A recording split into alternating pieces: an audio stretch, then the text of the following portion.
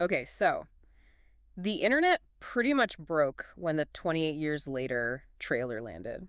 Obviously, we had to jump right on it. Absolutely massive anticipation for this one. Right. So for this deep dive, we're basically going to try and unpack some of the key bits from that first trailer using the official transcript Sony put out. Sounds good. It's not just about, like, a reaction, but digging into what it's actually telling us. Exactly. What's Yeah. it saying about, survival and fear nearly 3 decades on? The first thing that hit me was just how brutal the world still looks straight away. Oh, definitely. Kelson's lines right at the start.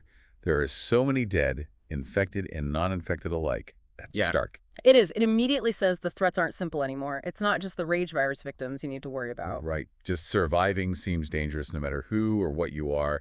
The lines are blurred. And then Jamie says their home is so precious. You really feel that. It implies these safe spots are super rare, maybe tiny islands in a sea of, well, horror. Yeah, you instantly wonder what's outside those walls. Yeah. What makes this specific place so vital. And the trailer, it doesn't waste time showing you how tough things are inside either, like Jenny worrying about someone being a bit young. And the response.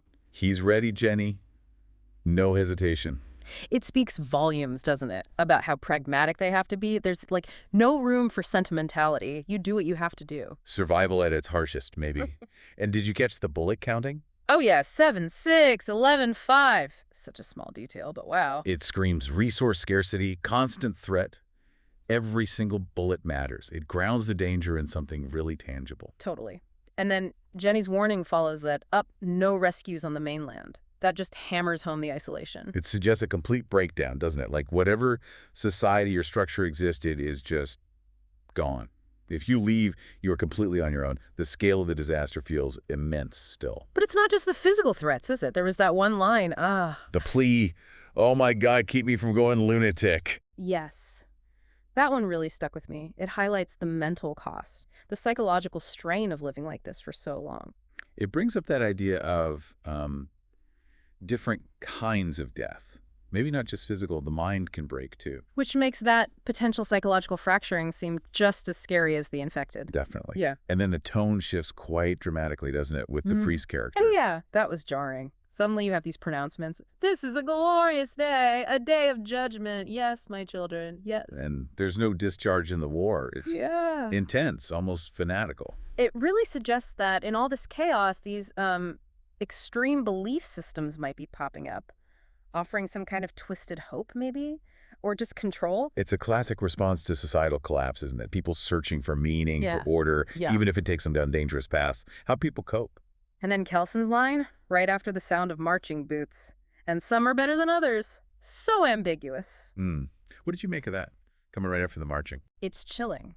Is it about survival tactics, moral lines being crossed, or, like we were saying, maybe different ways to die, some quicker, some slower, some maybe psychological?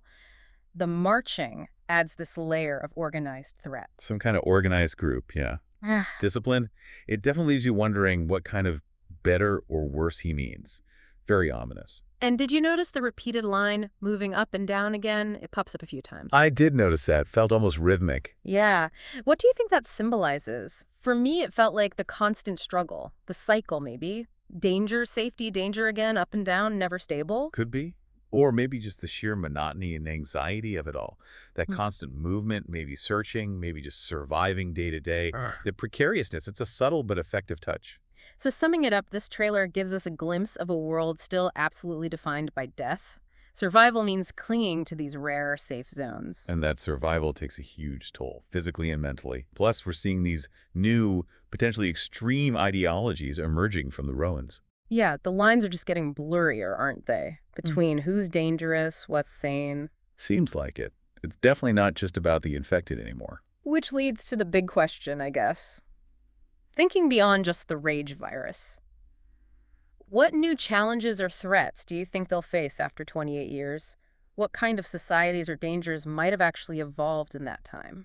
That's the interesting part, isn't it? What does humanity look like after nearly 3 decades of this? Definitely something to chew on. Go watch the trailer again with this stuff in mind. See what you think.